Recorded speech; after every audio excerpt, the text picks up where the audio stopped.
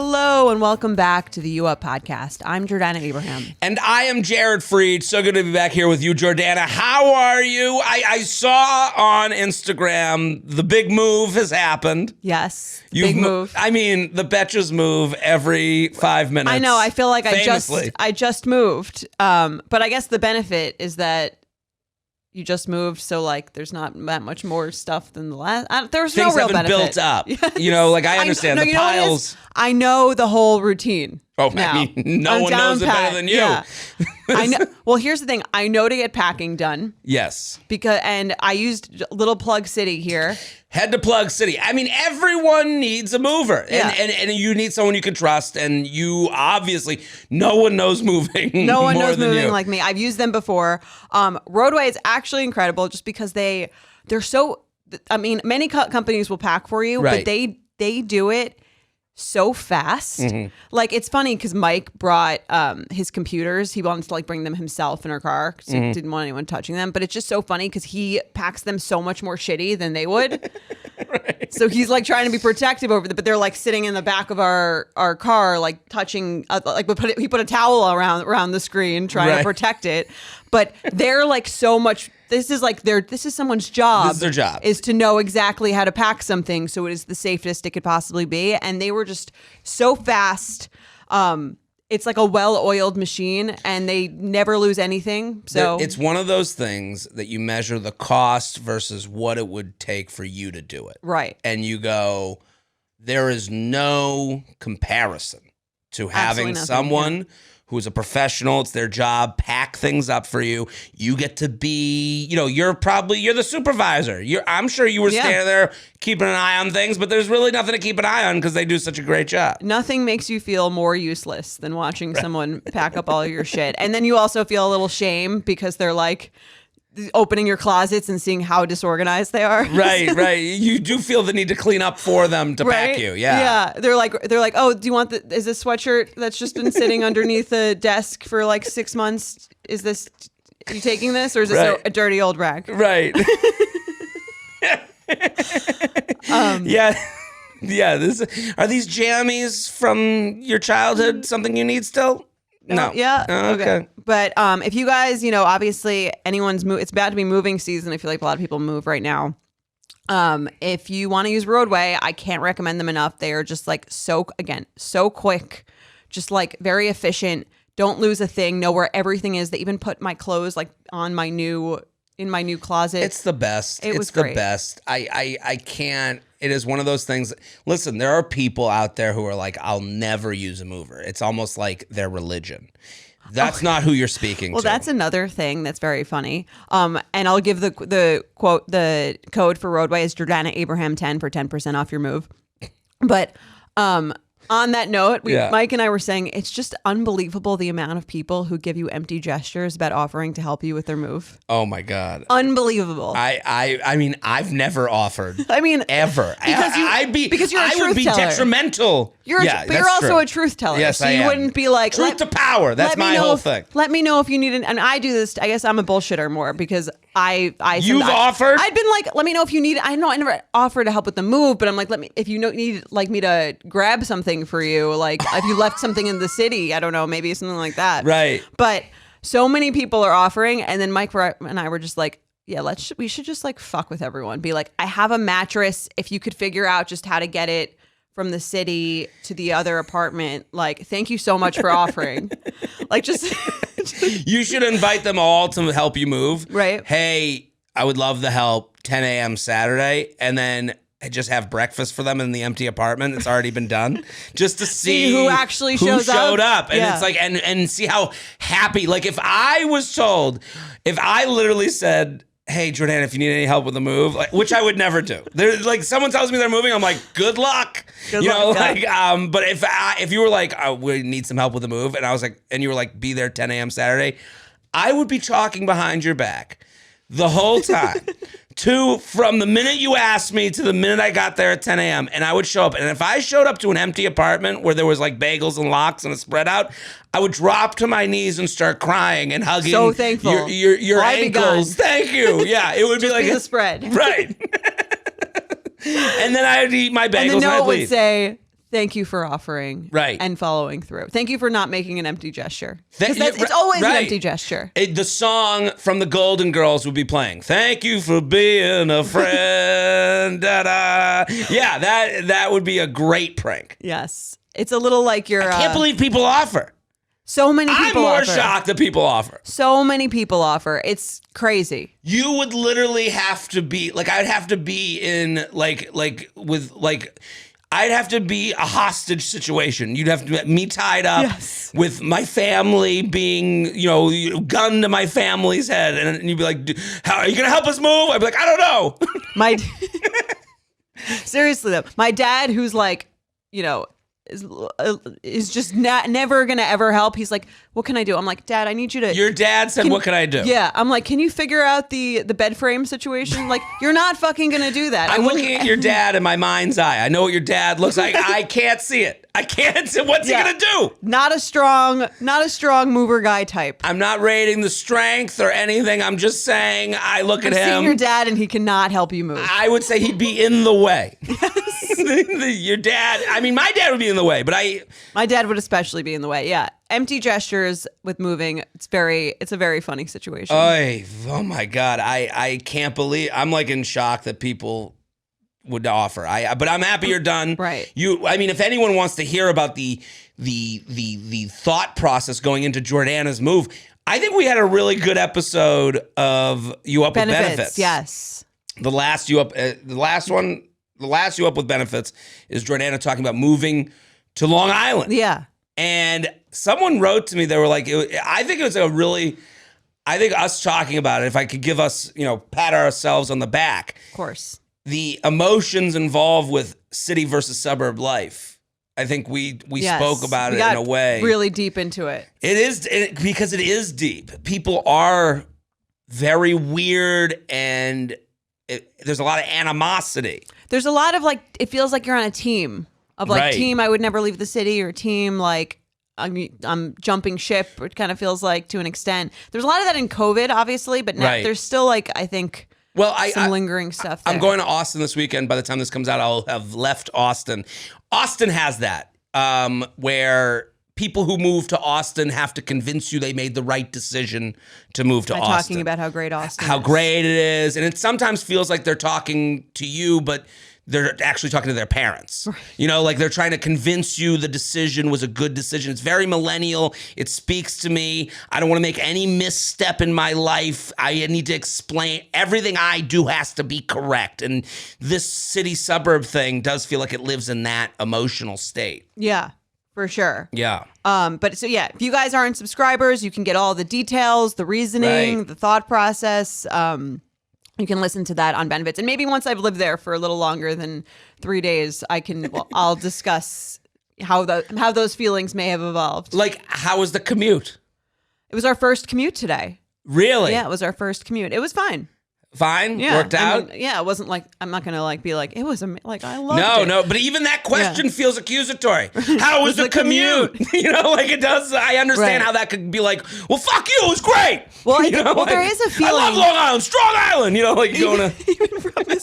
even from this first commute, there is a feeling of I feel like a little bit of a loser. I'm taking the train with all these people who also are going all these other losers somewhere less cool than we're going to. Right. We're all going in this cooler place than we're coming from.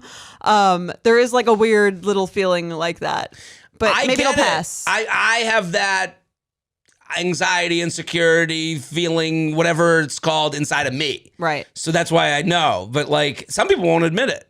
I think it's comforting to hear two people talk about the idea. We keep it real here. Always keeping it real. Unless we offer to help someone move, which you don't. I keep it somewhat real. I would never, ever in my life. Can you help me move? No. Good luck. You're probably even going to say that to anyone you're with in the future. Oh my God. Well, this was also another, I guess, dating related or relationship related thing is this was Mike's first move in quite a bit. Because usually we move during the week and I have a more flexible schedule. I got you. So this is the first one he was involved with. So usually he's going into the office while we're moving and then he comes back and all the shit is in the new place. Magically. Yes. Magically. And he doesn't understand what it is to move. Right. But he also doesn't understand what it is to move with you, Betcha's moving company. Yes. Like you probably have a plan, a strategy. You have an idea of how this goes. That's why I said you're the forewoman. You're the supervisor. I have the whole thing. You got a whole thing. I know. I get it. And I'm a very good foot soldier. Like, I'm like more than willing to be like, there's a lot of moving parts. Right. There's a lot of moving parts. I had to be like, you go, I'm going to stay here and direct them. You go to the new apartment and you wait for the cable guy and then you direct them which way. And I want the mattress this way when they put it down, not the other way. Was he good at taking direction? He was good at he was good at it. And then at the end of the day, he's like, wow, that was like a long day. I'm like, yeah, I do this every year. Now you know. It's nice to have some help for once in a while. Right. Instead of I'm doing both sides of the move. Wow, this has been quite a thing we just did. Yeah. Yeah. This is these are the things you learn about each other along. You can't read that on a dating app. You cannot. Right? Just right. Like I can't who's going to be the alpha in the move? Right. Are you an alpha mover or a beta mover? It's a good thing to put in there. I think it'd be good. Yeah, if I was dating, it would be a great thing for me to put in since it's like a hobby of mine. Right. I kind of need that. I'm like looking, well, if we were to move, like what a crazy question on a dating app. If we were to move, would you be in charge or me? Or would I'd be the one being directed? Right. Yeah. That tells you a lot, I guess. It tells you a lot. It tells you, absolutely. Well, I'm happy for you and your move. This is great. Thank you. We look forward to more tales from the burbs. The commute. Yeah. Yeah, I can't wait to update you guys. I'm still here. I'm in the city. I'm good. I was here last weekend. You haven't the whole moved weekend. since the last time moved. we spoke? No, not really. I had last weekend was the first time I hadn't traveled in a while. Mm-hmm. And it is, I've noticed what I use going, the road is a good excuse for me not keeping up with dates. Mm-hmm. It's the best excuse traveling for work. Yeah. Because there's no argument against it. Right. What are you doing this weekend? I'm going to Oklahoma City. Yeah. Especially early on in the... Right. Yeah. So, like, what am I, nothing you can say. Now, maybe we'll see each other when we're back. So I was like, I had someone, what are you doing this weekend? Do you still do shows every single night? Or do you have a break? Nights. I've been taking Monday, Tuesday-ish off. I took last night off because I had a doctor's appointment this morning. I took tonight off, kind of. I'm doing a show tonight at Soho House. Someone asked me to do. Tonight's the Comedy Cellar, like, holiday party, as weird as that sounds. Mm-hmm. Oh, yeah. They don't do it during the holidays because there's so many shows. Only a comedy club. Right. That alone should tell you that my lifestyle is just a little bit weird. Yeah. So I'll go to that. And then I go to Austin this weekend, but I was here and I had this whole interaction with someone I had gone on a date with. And it was funny because like two people that I had gone on dates with, like, approached me together. Mm-hmm. It was like meeting like the evil villains. Like they teamed up. Like it was like the super villains got together to fuck with me. It was like John Tucker Must Die. A little bit. I mean, I guess you haven't seen it still, but still haven't seen it. But I understand the premise. Basically, the premise is that people who have but those people I wasn't were dating them at once. Time, yeah. Right? These were like I had gone on one date with one like 2 years ago when I was out of my relationship, and then I went on another date with one a couple months ago. And then they're like, and we're here. It's like I had to like, it almost felt like I was like, this is what you get for staying in New York. You have to face all your, right. Like when I leave on the weekends, especially on the weekends, people go out on the weekends. I go out on like a weekday. You don't see you're not around, your peers, so to speak. You know what movie we should rewatch is The Ghost of Girlfriends Past, which there's an actual scene where he's walking through all of the people that he's dated. Oh, really? Yeah, Matthew McConaughey. I would love that. Let's watch that movie. A watch. Maybe we do that as a benefit. Yes. That's a good idea. I love that. So Jennifer Garner, Matthew McConaughey. I'm a big Garner fan. I like her. I'm a fan. She seems nice. She does. She seems cool. Yeah. But not too cool. Her and Ben Affleck. Divorced. He was right? hooking up with the nanny. Oh, that was the story, right? Yeah. It's been a while. People forget. I don't forget. No, you don't. I was about to say Ben Affleck seems so cool, and then I thank God I didn't say that. What? Yeah, watch your mouth. He's so cool. He's got that enormous cross tattoo on his back. Oh, yeah. Shocking tattoo. Yeah. Shocking. I feel like there's a little bit of a wild card feeling inside of him. Like he has the married to Jennifer Garner, like he had that phase where it seemed like kind of wholesome. Right. And then now he's with J-Lo, less wholesome. Okay. And just, I don't know, like cheated again. Cheated. I mean, cheated is the least wholesome of them all. Yeah. He's got these like tattoos. There's the pictures of him like smoking and looking upset. Right. I think if you leave for Hollywood at 18, you're in the kind of like non-wholesome weird group. Like to flee for Hollywood at that age, you know, I don't know. Something's got to be in you. I think he's got some demons. Right. Well, if Ben wants to come on and talk about his relationship demons, we'd love to have him. Yes. We had Jesse Metcalf on, who seems to be doing well, but his DMs are not accessible.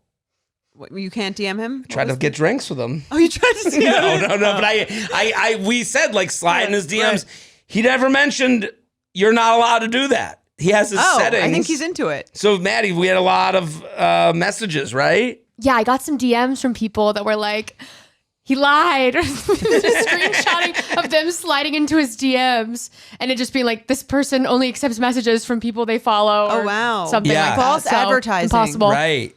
Because I would know that. I mean, I've tried to like DM people like, hey, I'd love to come on your podcast. And then they don't, This is actually smart. I think what he does is he probably finds the people on Instagram that he thinks are attractive, follows them, gives them the opening to DM him there. I think that's probably how it actually works. Because then he probably doesn't have to field through a bunch of DMs from people he's not interested in. You know, literally, the camera should zoom in on my face right now, realizing how big of an idiot I am. You should do that. Right? No, that's what I'm saying. Right? Jesse Metcalf is the... I mean, it does... I mean, I guess that, like... And you follow them. Right. Well, it's a little bit more predatory. You know, the idea of like... No offense, Jesse. No offense, Jesse. Yeah. But the idea of like follow, then message, then, hey, saw your profile on my people you should know. I don't know. I'm sure he's not like... messaging someone in, you know, randomly in Stamford, Connecticut, but maybe he is. I don't know. Well, it just seems a little bit like more like, I'll decide. Right. No. Like, I think for him, it's got to work. Yeah. I think that, I mean, I guess if you have millions of followers, that's probably a good idea.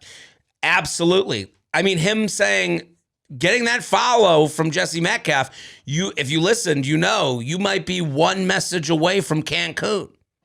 Cabo. Yes. Sorry. Cancun is where my people go. Yes. The chubbies. The good-looking people go to Cabo. Yeah, that was insane to me. Oh, that he had taken people to Cabo? First date, he said it like it was, you know, like he said it like it was. It's a flex. Like it was, I guess. Who would want to spend a weekend though in Cabo with someone they didn't really know that well? Maybe they're crazy. I think it's crazy. You're stuck in Cabo with them. We better have 2 bathrooms. Right. If you met a girl, she wanted to bring you to Cabo, would you go?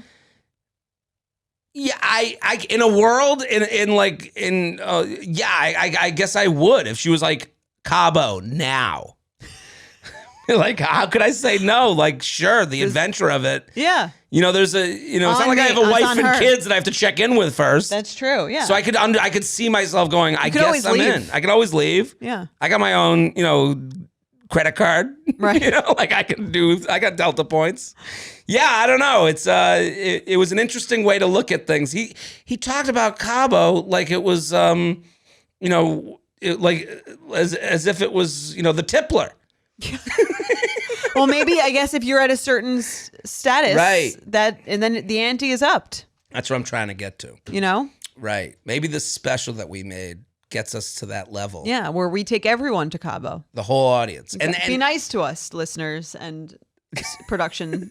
Right. We might be taking you to Cabo. On that note, share. Let people know about this podcast. We're going to jump right into it. Yes. Let people know about this podcast. Let them know. I'm on the road. We have live shows. Chicago, Boston, New York, Philadelphia, DC. We're doing live You Up podcasts.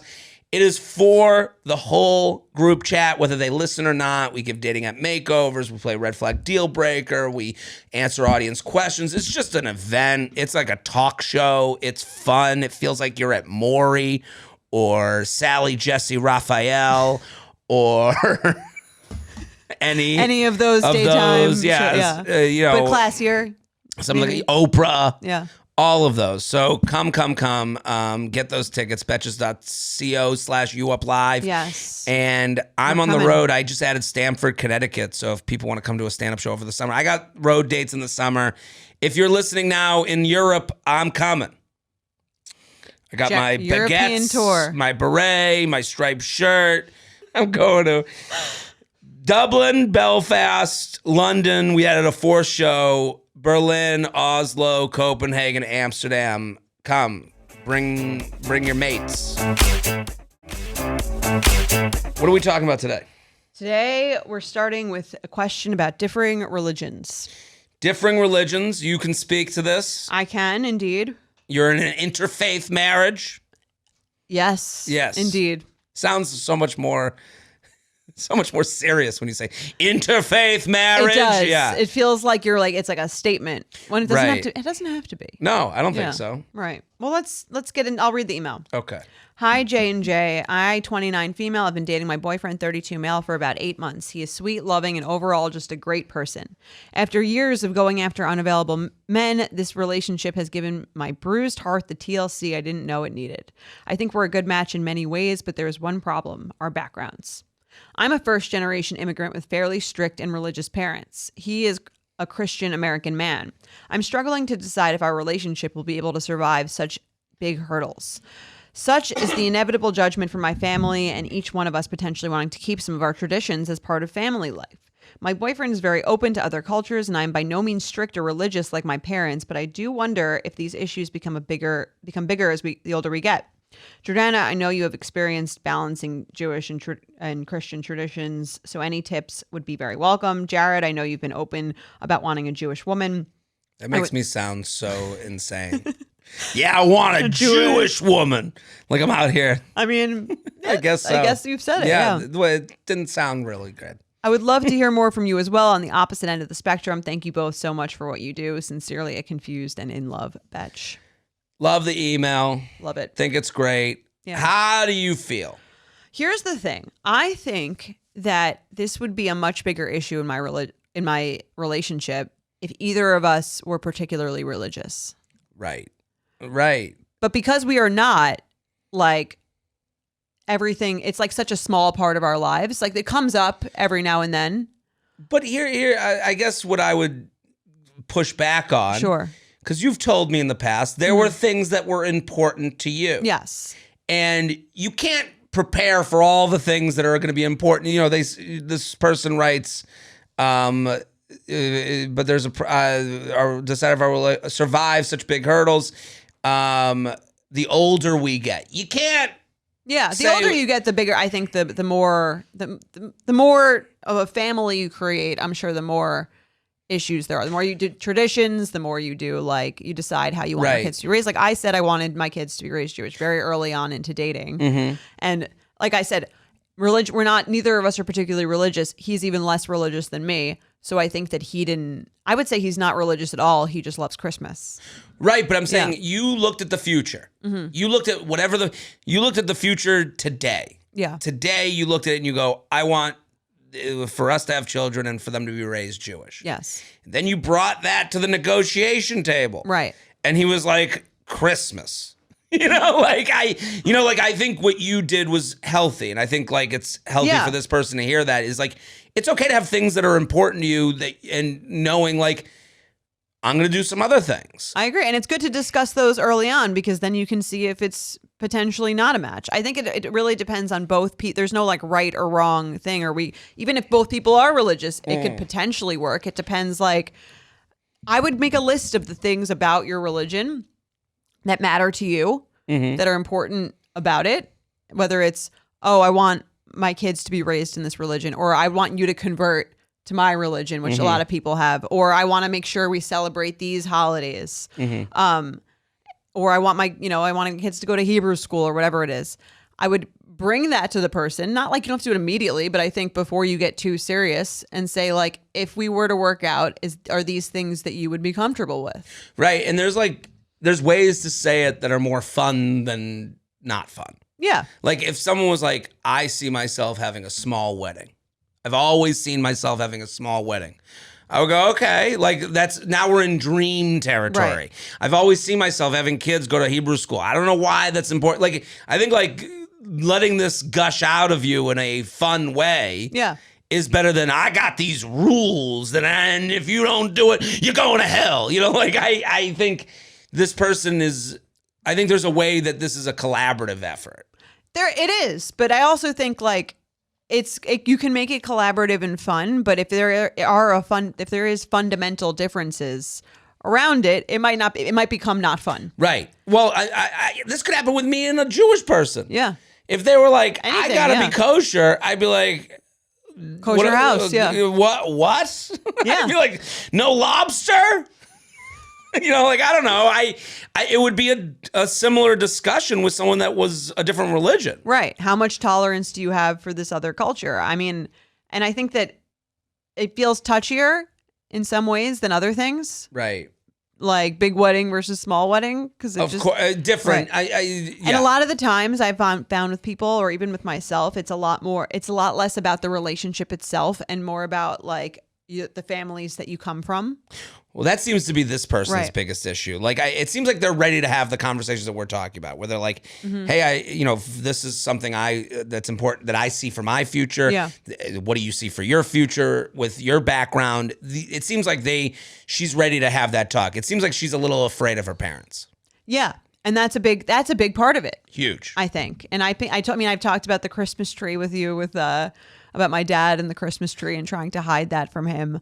Like I think that's even if again you're not like I'm not like under my dad's thumb. Right. But it's still kind of something that's ingrained from you from childhood, and I think it could affect the way that you act, and also like depends also how close are you to your parents? How annoying are they? Right. Like that's another thing to consider. How big of a deal would it be in your family for you to do this? Is that worth it to you? Yeah, I the thing with your dad and the Christmas tree makes sense to me because it's like your parents, you're going to have to get over like seeing maybe them go, do I even know the kid I brought up?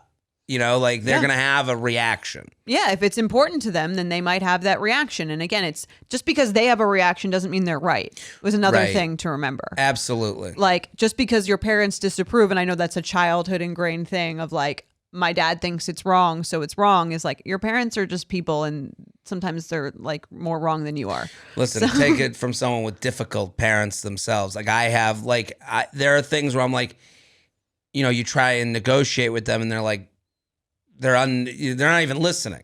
Yeah. Like they don't even, I think this person needs to go to their parents and just be like, I'm seeing someone from another background. How do you feel about that? Like, I think that'll help them because like they're 8 months in, which means I don't even know if they've told their parents 8 months in. You might not have. I mean, if you're in a relationship, but if they haven't told them, maybe it's also because of this. Well, they said right. And they have strict and religious parents. So it's like, and I think that they're like, it becomes more clear when you say to your parents, well, you're strict and religious, but she says I'm not that way. Right.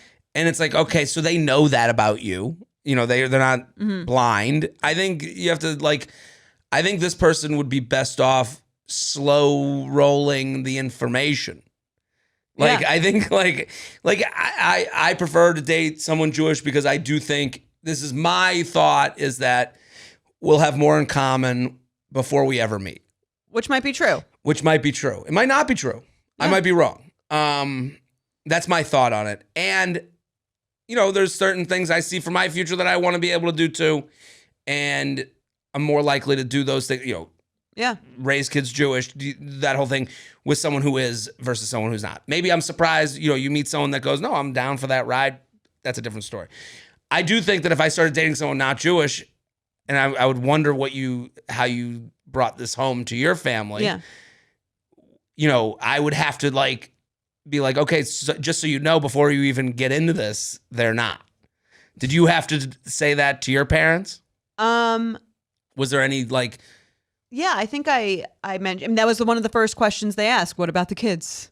What about well, even even before the kids? Yeah, did you say I met a guy?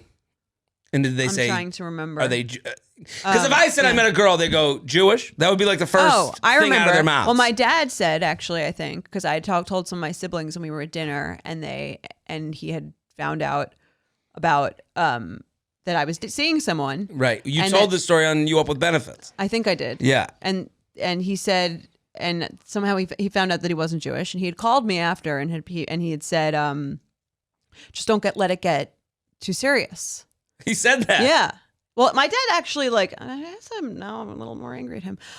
He said that to me in the beginning, and I was like, you've been divorced twice. Right. You live alone. Like, I'm not taking relationship advice from you.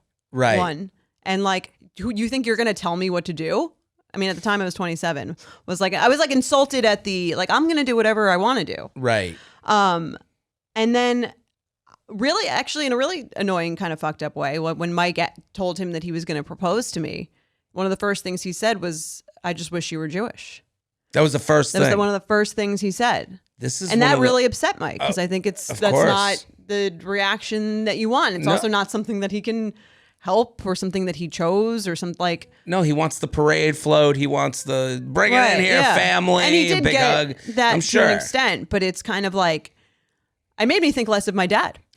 Well, I understand Personally. that, and listen, there's things we have to understand. Our families, our parents, just because they're our parents doesn't mean they're not. Well, that's what I'm saying. They're just because they're our parents doesn't make them right. Right. Or they're not like literally sick with the way they were brought up as well. Like all of us are, like dented cans. Yeah. That have been rolled around life. No, I understand. You know- and I understand. That's what I'm saying. That's why I'm not like harboring a deep anger towards him. He comes from a family that was religious, that were full of German Holocaust survivors, and that when if he would even talk to a non-Jewish girl, his mother wouldn't speak to him for like a year. So in his mind, he's like, I'm progressive. Right. I say you can date them, just don't marry them. Right. Do you know what I mean? Have your fun. Right. Which Like, is hilarious. I mean, that's what, like, in his Right. mind, he's like so, relaxed about this kind of thing, even though I still think it's extremely fucked up. Right. It is. I mean, this could be said about a lot of things. It's like, the emotional attachment. It's not even real. It's not like you're losing out on remembering, Holocaust survivors. Like that's kind of what he's getting at. Like we're losing the connection to these people. This is all Sure. emotional garbage Yeah. that you're trying to untie that you might not be able to. Right. But then it also makes you like evaluate your own value system that you had growing up. And I'm Right. like, why was the only rule to marry Jewish? Well- Why wasn't the rule like, don't hit your sister? Why wasn't the rule like, be nice and kind to people? Yeah. Why is the rule like, why is that the only rule I can remember from childhood? Well, this is why people tend to date people a lot like themselves. They don't 'Cause have it's to ask right. those questions. Yeah. You don't have to go, whoa, am I fucked up? You don't have to deal with disagreements. Like this is why people politically hang out with people who agree with them politically. Yeah. Who wants to hang with a person that's like, well, I kind of disagree. Wow, come on, we're all dancing to the music. Yeah. I see it, when I would travel the country, when it happens all the time in Florida. Whenever I'm in Boca, I'll say I live in New York, and you'll get someone go, oh, New York, it's crazy, right? A lot of crime. Right. Like you probably couldn't be with that person. And I have to go, no, it's totally like The subway. the subway. Yeah. And you can tell they're like kind of hinting at, just agree with me. Just be with me. Just be Right. team New York. And sometimes sucks. you do that. I don't. I sometimes I'll agree with them, but I'll just let it go if I'm talking to someone who I know is on a totally different. I'm not going to marry that person though. Right, but I always go like, no, it's fine, and you could just tell right away. They're like, get away. Right. No, I'm trying to have fun talking about how shitty New York is, and you're like, no, I just Right. walked from a half hour, and it's the same thing, with the religious stuff where you go, you just want. When you date someone different than you, you have to go, maybe everything I think is fucking wrong. Right. I guess there is another way to do this. And you're kind of presenting that to your dad, and he just wants it to be easy. Yeah. No, that part of it was like, I guess a little tough. But Did you ever talk to him about it? No, I probably should. Maybe someone will send him the link to this podcast. Well, Dad, if you're listening, we have issues. It's hard. Listen, I know my parents. I don't. That's what I'm saying. I understand. Like, I don't think he's like a demon or a bad guy or whatever. I think this is his own specific thing that he was brought up with. But I still think it's not okay. It's definitely not. Not okay in the grand scheme of not okay. But then you go, that's my dad. Well, that's I mean, that's a lot. That's people with different political views. That's parents with different political views, different things like that. Where you're like, and sometimes those things are like, yeah, I respect you a little less. Right. I mean, it's kind of that's what this person's going to have to go through. Yeah. This person, be prepared to respect your parents less. But because be prepared. Is that a bad thing? Like, if I know this about you, you can be respectful and respect them less. Yeah. I think that's what both I think can I be, am. Yeah. Right. I think you can both respect them as your parent, because I think that this is what this person's more worried about. Like, what will our life be together? I think you two will be fine. It sounds like you're getting along. It sounds like it's going well. It sounds like you're going to be able to sit with that person at the table and go, I have this from my culture that I want to keep doing. And they're going to be able to go, I have, I like having, what's he, a white Christian? I like pimento cheese sandwiches. And, I mean, I do think also it's a big thing with parents who think about their children and their children's lives and how they're living. Like, you can tell a lot from these kinds of things, whether it's like the ideal situation, obviously, is that you have parents who want their children to just be with someone who treats them well. Right. And makes them happy. That is not what my parents want. My parents want someone they can, order around. And, I mean, it's not what my parents want either. Right. I guess that's what I'm saying. Like, if that's what they wanted, then that would have been the first thing they said. Right. And then, you gotta like overlook these things. Yeah. That's the biggest part. I think that's the hardest part. Overlooking. Like, you have to overlook a bad interaction with your dad and go, I love this person more than having to overlook this feels. Right. And I don't think that's like universal reaction. I think it depends on everyone's buried and nuanced relationships with their own parents and with the person they're with, and how that person, like, it all is taken in. So yeah, is it easier to be with someone who's your religion? Sure. But then, again, this isn't, no relationship's easy. You're gonna have your things, but it is so interesting how much the parents just have a hold on you. Because that's who raised you. That's who's been instilling their own belief system in you since you were a baby. Like, that's all that's the loop playing in your head. Every woman I meet, I think, what would my parents think? Every woman. Every single woman. Do you wish you didn't? I wish I didn't. I wish I was so brave. I wish I was I would would they fit? What are they going to say? Well, you're also very close with your parents. I know, but I even, to some listening, some people don't think of it at all, and you're like, good for fucking you. But I don't know, I can't get that out of my head. Yeah. And you go, yeah, and then you go, I'm fucking 38, still thinking about what mommy and daddy think. But you never get over that. But it's the same thing as your dad. Well, it depends how close you are. I care what my friends think. If you had a friend that was like, I don't like this guy. I don't think he's making you well, what would be the critique? I don't know. If it was about the way that he treated me or something about our relationship, that they didn't like something that was brought out of me, that would be a different story. Then I don't think my friend would be like, I don't like this guy, he's not Jewish. Right. I'd be like, fuck off, did I ask you? I know. Yeah. Well, I don't know. Yeah. I'm trying to think, no guy I think would ever be like, I don't know about this woman. Really? I feel like she'd have to be really terrible. She'd have to be awful. And you'd have to ask. I'd have to ask. Yeah. I was once in a thing where I got back. I was once dating someone where I went to my friends and I was like, what do you think?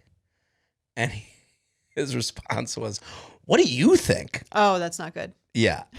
And then I hung up the phone and immediately ended it after that conversation. Yeah. I remember it clear as day. Maybe he was just not listening. And he was like, well, what do you think? What? Bad connection. All right, I got to go. Yeah. What do you think is not Oh, I could hear it in his voice. Okay. Because I was like, what do you think? If you ask, sometimes you already know. Right. Well, that was me getting like a nudge, right, so to speak. Let's do some awkward sex. Let's do it.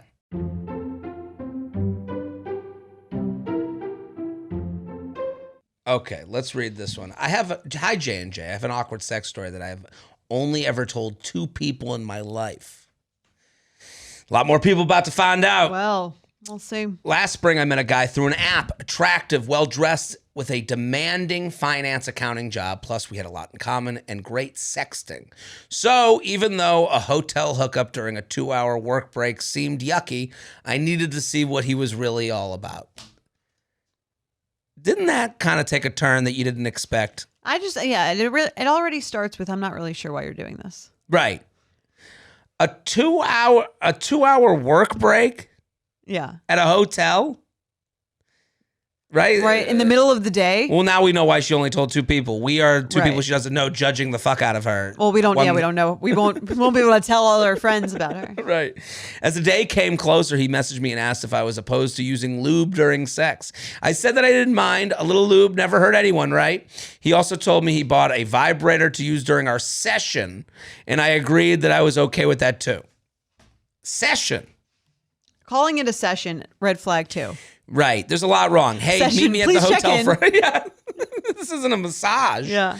He got there a few minutes before I did when he opened the door. He brought her a vibrator. Sorry. Right. Okay.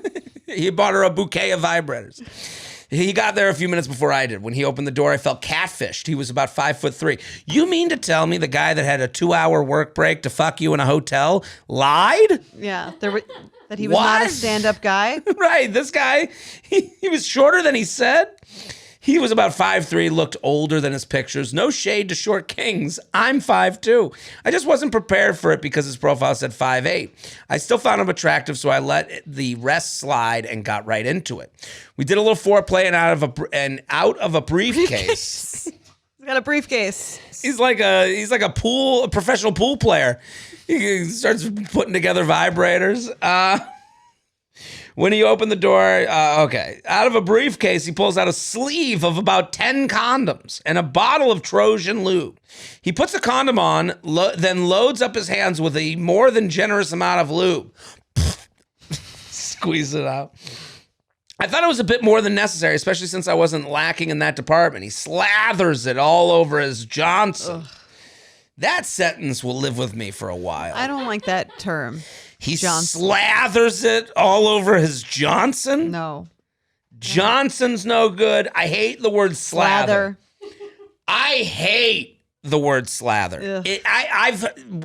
I'm hearing the word slather used more and more. I don't know about you. Slather it on. What else do you slather? Suntan lotion. Oh yeah.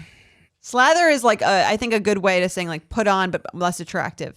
Right. Slather is like it always feels like someone's trying too hard. Yeah. Oh, they slathered. It's just a turn off. It sounds like a turn off. Slathering on sunscreen sounds like a turn off. Yeah, like you're saying it that they're doing it disgustingly. Right. You didn't say apply. Apply is like a more neutral term. Apply, put on. Slather. Ugh, I watched them slather on some sunscreen. It's like slithering a liquid. Don't like it. He slathers it all over his Johnson. I would love to hear an old Jewish woman say that. Ugh. He slathered it all over his Johnson. Isn't that disgusting? Ugh. And we were trying to get it on, but he can't seem to stay hard. I can't either. He gets up and peels the soaking wet slimy condom off and runs into the bathroom without a word to rinse off the lube. He returns in silence, grabs the second condom and slides it on again. He goes for the lube, but this time he starts to shake it up like a bottle of chocolate milk he's about to drink. He applied it all over like ketchup on a hot dog. This person's creative writing class was disgusting. Everything they use annoys me. It was dripping through his hands all over the carpet. I made a comment like, wow, they're going to need a wet floor sign for the carpet after this. Ugh, what hotel is this? So I can never go there for fear that this happens frequently. Right. And also like, he's putting on the, wow, they're going to need a wet floor sign. Like, what do you, like, turn into like a I don't like it. Like a Borscht Belt comedian. Down, down, down, down, down, down, down. What's the deal with slathering it on you, Johnson? It's a no. Without missing a beat, homeboy proceeded to vigorously jerk off while making eye contact, and lube droplets are flying all over the comforter. The silence in the room was cut with the squelching sounds of the soggy condom being squeezed through his fingers. This woman paints a picture. After what felt like forever, he starts crawling on top of me to try it for penetration. Again, he wasn't quite hard enough, and the condom was compromised by the lube getting inside. He peels it off, cleans up, and grabs a new condom. We do the same song and dance. I asked him if there was anything I could do for him. He said no. It seems like he only wanted lube. When it was all said and done, we maybe had 3 minutes total of actual sex, and the rest was him working through the entire sleeve of condoms. When he used them up, he started to crawl on the floor, saying, I swear I brought more with me. All I could think was, thank God it's over. Oh my God. I was completely turned off at this point. Really? You think? Crawling on the floor looking for more condoms, and came up with the excuse that I was having a family dinner soon and needed to go home and get ready. I was so eager to wash off the lube that I was now swimming in, and I never reached out to him again. I felt totally catfished, more by the experience than by his appearance at that point. Needless to say, I will never be meeting anyone in hotel rooms ever again. Sincerely, he lubes me not. He lubes me not is a great sign off. Great sign off. Yeah. Well, they had a lot of practice with all this creative writing they did. Oh my God. Got to the This end. is like a bad romance novel. It's bad. Like a very bad one. Like poorly written. Well, yeah, you're like, if I want a novel to dry me up, like Yes. you've achieved the goal. You've done it. Like very like tacky novel.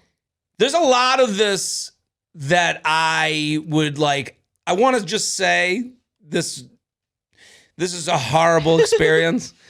But there's some of this that I'm like, oh man, I feel for that guy. Like, no. I don't. What do you feel? What? No. Listen, here's what I'll say. Oh my God. This guy came in being like, I can do it. I'm bringing the lube. I'm bringing the condoms. I'm bringing the vibrator. I'm going to have a good time. And then he just had no control over the penis. I do feel this guy is clearly very insecure. Something's off. Well, there's something. Yeah, there's something. Well, He lied on the profile. You're He's right. doing this midday thing. It's like he's clearly has like some sort of weird sexual thing where he needs to do it this way. Maybe it's not working for him otherwise. Right. But if I were her, I don't know.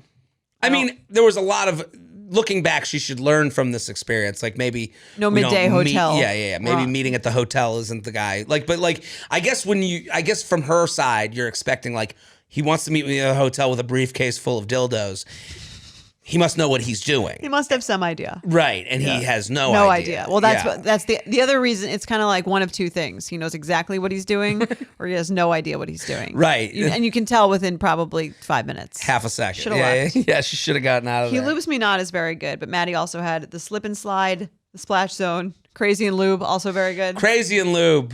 Fantastic. Love Great it. job. I had the hotel. Ooh. I like it. not trying to come down on her. I think good for her. He's the hoe. He's the hoe. Yeah. He's the hoe.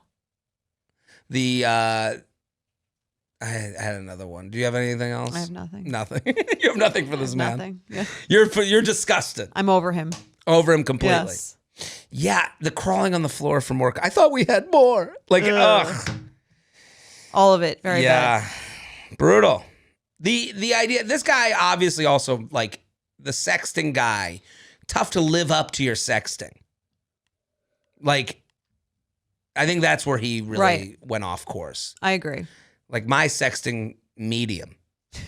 I'm going to make it feel good for a while. Then you'll, be like, I can't tonight. That'll be my sexting. I wouldn't. I don't even know what mine would be. Let's do another email. Okay. I'll read it. Go for it. Hi, J&J. Last night I said I love you for the first time to my boyfriend. Backstory, we met on Hinge in early December and have been slowly spending more and more time together. What a reveal. If I were to describe him in a few words, I'd say he's shy at first, but a total sweetheart in the long run. Picture Charlie from Perks of Being a Wallflower. Okay. Oh, Charlie? I don't know. I've seen the movie. I kind of understand what you're saying. It? Like a little awkward, but nerdy. Nice, nice nerdy guy. Okay. As it's always those that you never suspect. Always the nice nerdy ones. As our relationship has progressed, so have my feelings for him. And in the past couple of weeks, I've truly felt in love and couldn't stop thinking about it. We were snuggling on the couch and it felt like the timing was right. He didn't say it back, and a few minutes later, he said he wasn't there yet. Even though I had definitely weighed out the possibility of him not feeling the same way, the whole experience felt so much more devastating than I ever thought it could be. To make things worse, he left right afterwards in what may have been the most awkward exit I've ever witnessed. We were supposed to grab ice cream, but that plan went out the window. Feeling surprised I love you. Okay. Ice cream? So no ice cream? Feeling surprised and humbled, also super embarrassed. Deep down, I know it's totally fair for two people to fall in love at different speeds, but how are we supposed to act around each other in the meantime? Is not saying I love you back a sign that the relationship is uneven? How long is too long to wait for someone to feel just as in love with you as you are to them? Should I have waited longer to tell him? Thanks again for all that you do. I might not be as famous as Rebel Wilson, but I definitely appreciate the advice all the time. Sincerely, he loves me. He loves me not. Well, we appreciate all our fans, Rebel or not. This is a great email. Wonderful email. A tale as old as time. A tale as old as time. What do you think? I think it's okay. How long have they been dating? Since December. I think it's okay to be on slightly different pages at this point, but I would give it a sense of time in my mind for him to get there, after which you're going to be like, maybe ready to leave. Right. She didn't say it too early. I just want to like address that. No, I don't think she didn't say it too early. I don't think you she said it too felt early. it. Right, but I don't think it was like it's been so long that if he was not quite there yet, maybe it takes him a little longer than her, that's a huge issue. I guess, yeah, right. I guess it, in this guy's defense too, like he might not know what, like I think everyone, like this whole idea of like love. Yeah, it's like, just a signaling factor, right? Right. I don't know what, I've said I love you and I don't even know if I felt the thing I would feel in the future when I feel love. You know what I mean? Yeah, it's the kind of thing where it's like you hear it and then you're like, okay, things are good. That's all it really means. Right. We're on, we're both into this. And if someone doesn't say it, there is that possibility of like, okay, maybe this person isn't as into this as me. Right. Which is, that's a fair assumption to make. Yeah, and I guess from his side, and what you're correct about is like a clock starts. Right. Tick, tick, tick, tick, tick, tick. It's okay if you don't feel it in this very moment. Right. But even from his side, I have to assess how I do feel. Right. Maybe he was just going along, we're having fun. And now it's more serious. Now, whether it had dawned on him before this or not, I gotta say how I feel. Yeah. On the one hand, I think it's nice that he's being honest, because it would be very easy, right, and it's very difficult in a moment where someone says, I love you, to not say it back, just to be kind. I mean, that's someone I wish I was. To say, like, it's a hard thing to do. Hard thing to do. I mean, to go back to an episode that just came out on Sunday. Yeah. Where with our friend Julia, who came on. Yes. And her saying, I like you, and him being like, I'm assessing. Yeah. There is a piece of me that goes, good for fucking him. It's impressive. It's impressive. Yeah. I mean, and also, but like, I think at this age, at my age now, at 38, I would be more towards not saying it. Like, I would go, I know that I have to. Well, then you'd think about it.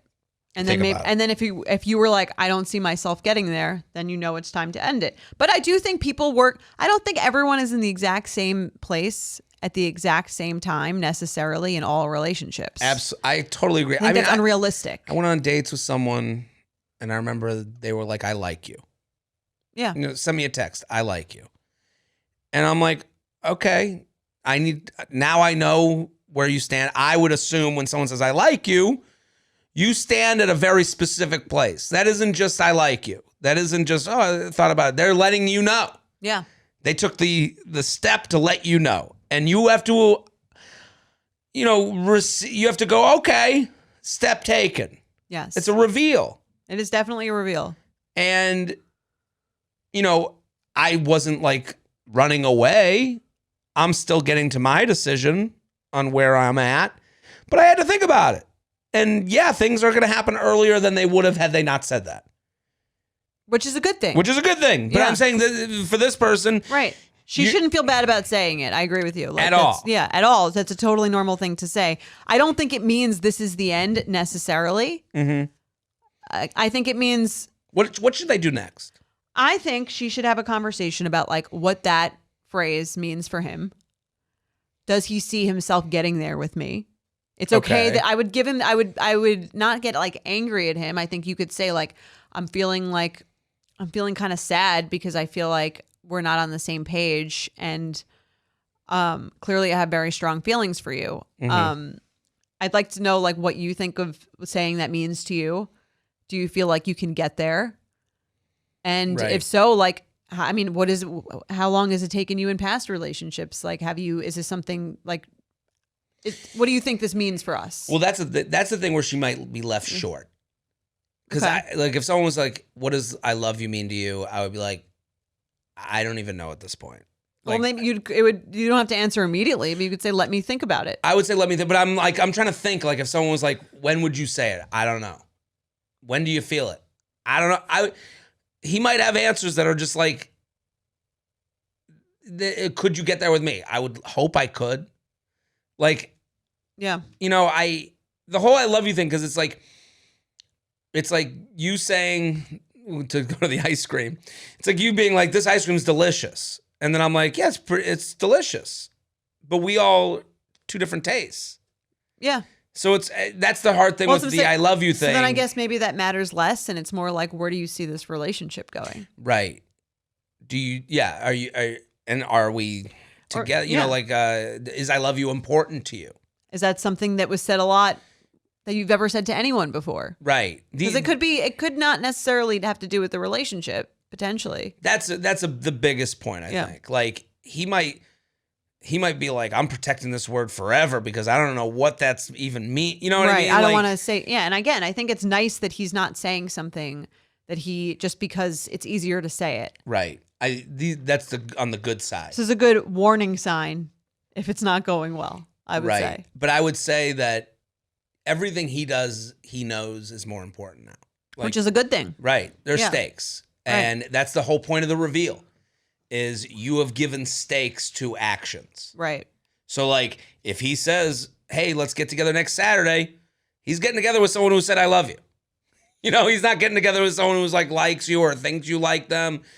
It's the same with I like you. Right. You know, like, if you do this next thing, you're getting together with an I love you. It's different to get together with an I love you than it is to get together with an I like you, than it is to get together with a we've gone on dates you. Yeah. We're talking you. You know, so I think that's what's going on through his head. Yeah. And I think I think it's good that she said it. Right. Because if it's going to end, it'll end sooner. Right. She's created the stakes. But I wouldn't freak out. No, don't freak out because I think there's an interview portion. What you're saying is like, you have to go talk to him about it. Yeah. You got to talk to him because you don't even know what he even thinks about the love word. Right. You have no idea. Yeah. And then when you find that out, again, maybe if it, in the worst case scenario, he's like, I don't feel that and I don't see myself getting there. And then this is over earlier than it would have been. Right. And in the best case scenario, he's like, I thought about what you said. You'd mean a lot to me. I really I move a little slower. I've been thinking a lot about what this means. And like, I see myself getting there soon. I'm just not quite there. Right. Right. And I think the reason people fear the I love you thing, like, I think like there was a time before the apps and before like this like idea of like you can communicate with anyone in the world or find someone new to talk to anywhere in the world. If you said I love you, it's like, who else are you gonna fucking get in this town to say that to you? You know, like, and someone will go, oh, I guess someone loves me. Let's see what this could be. I didn't, and then they kind of float along and they go, oh, I guess I did love this person the whole time. They get, we used to have the time. Right. Now he can go, I don't think it scares him away, but I think the option of like, well, maybe I will love someone more. Maybe I don't even know if I feel love with this person. Maybe saying I love you to him means we're getting married. It could. And that's not necessarily what she needs in this moment. Right. I think a lot of guys, I mean, you talk about this a lot with yourself where you're like, to say I like you back means I'm committing to getting married. Well, or to say, you know what I mean? Like I think men, like you said, a lot of, and I've learned that from you, is that a lot of the times men take in these things as saying, promising maybe a lot more than they are when they could be happy to go there, but they don't want to make the commitment in this exact moment. Right. What does it mean? I think like men are fixers. You know, we accomplished the level. We played the video game. But you're thinking ahead. And now we're thinking like, oh shit, now this is the next level I have to complete. But I think a lot of men have to realize that just because you say that doesn't mean you're promising forever. Right. But I guess what a lot of men assume is like, oh, now I'm going to hurt this person more if we break up. Fine. And that's the reason things end quicker. But again, you can't. But as a woman or as the other person on the end of it who feels more strongly, you can't take "I love you" to mean we're getting married and this relationship is. That's not what the person's saying. No. The person's saying this is how I feel about. Even if he said, "I love you so much," like that still doesn't mean you're going to be together forever. Right. Doesn't mean things will change. Yeah. Feelings change. So I think in a good both people realize, okay, this next step, I'm your boyfriend. It doesn't mean we're getting married. Right. I love you doesn't mean I like you doesn't mean if someone says that back to you, it doesn't mean it just means it's a short term thing. We're swimming in this area right now. It means you're more likely to get to the next step, right? Not the final step. Right. I totally agree.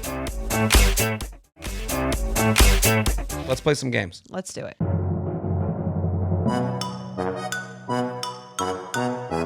UUP@betches.com. Keep sending these in. We are here in the studio. The studio, the Corny or Sweet studio. The Boom Chicka Pop studio. This week we're playing a new game called Corny or Sweet, presented by Angie's Boom Chicka Pop with a variety of bold flavors. Angie's Boom Chicka Pop popcorn is full of whole grain goodness and is sure to satisfy.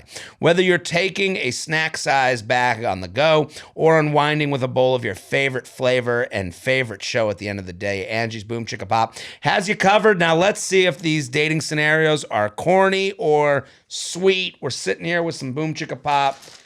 I'm holding it up to the YouTube camera. It's delicious. And my mom loves it. Thank you to the team, the Boom Chicka Pop team, for sending me the white cheddar popcorn. I've eaten so many bags of it that I'm embarrassed to say. How many bags do you have in the house? They sent me like 7 bags. And I have I have to count how many are left, but not many. It's absolutely delicious. It's so good. So perfect good. Snack. So easy to access. Popcorn's like... Love it. Fills you up. It's great. Makes you feel good. Okay, let's do the first one. You ready? I'm ready. The first time you go to their apartment, they put out candles and flower petals. If it's the first time I go to their apartment, like date 2? Or is it like they always come to mine and then I'm finally... I think it's the first time anyone's gone to an apartment and it's date 3. Like... We know this is the go-home date, so to speak. That's a little corny. I think the candle is perfectly reasonable. The petals are the petals is when you've gone over the edge. Yeah. I mean, for some people, they might like it. I would be like, this is a little much. I think petals are stupid no matter how long we've been together. I think that's like, I don't even understand what's sexy about that or what's beautiful about that. I don't know who's in the mood from that.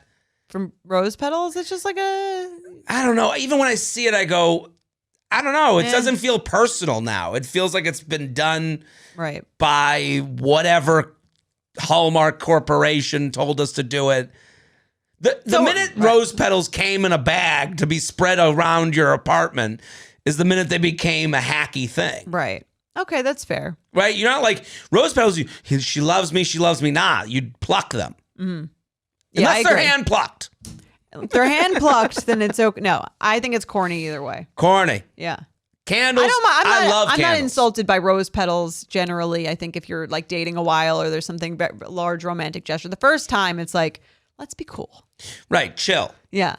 Right. Especially if the guy did it, I'd be like, don't be so presumptuous. Yeah. What do you think? We haven't slept together yet. Right. Yeah. It'd be like very, you know what I mean? A corny, like seduction maneuver. Yeah, I don't like it. Like, yeah, if a guy did that without like letting you know, like, right? I'd be like, what are you trying to do here? I hope you're excited for a makeout on these, just these petals. A candle's great, like you said. Yeah, candle. Love a candle. Good scent. Love a candle. All right, let's do another. They order for you on the first date and pick the most expensive items on the menu.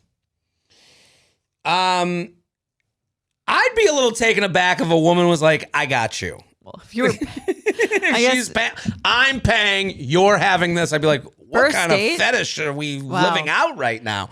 Yeah, this is a double standard one. It's a double standard. Yeah. For me, if I go on a first date and the guy, if he starts the conversation with, I've been here a lot.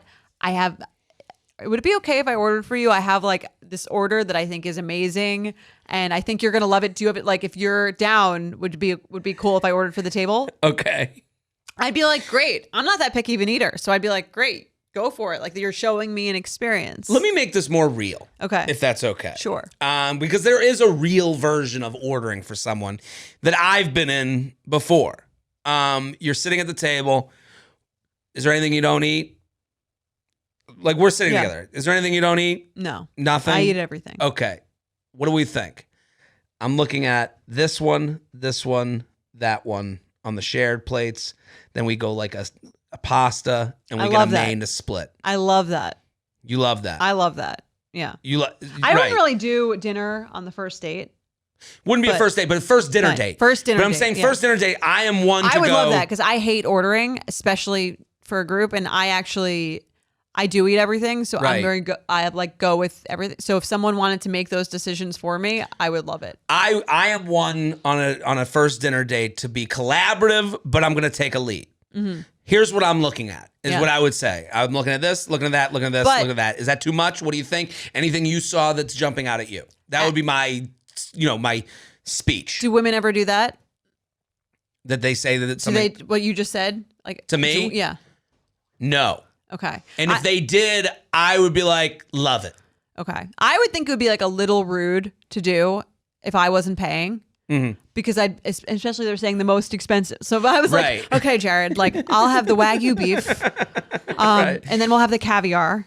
Right. What do you think? And then I would think it would be like a little rude. Because the assumption would be that you would, in the first dinner date, that you would pay or like more likely to pay. And to me, that would be not nice. I guess this is harder from the female side of things.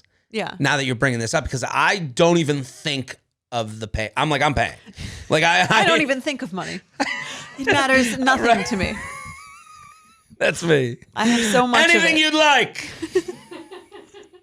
The Monopoly man is in charge. In the continental U.S., no Cabo. But other than that, it's cheaper than a trip to Cabo. Any Delta comfort seat you'd like. You wouldn't think that was rude, though? If a woman sat down and she was like literally picking out the most expensive items on the menu. It would be rude, but and like the most expensive bottle of wine. Yeah, but I don't see how that happens. You know, like it's unlikely. I guess like the more likely scenario is like when we're collaborating and then they go, don't you want the caviar bites?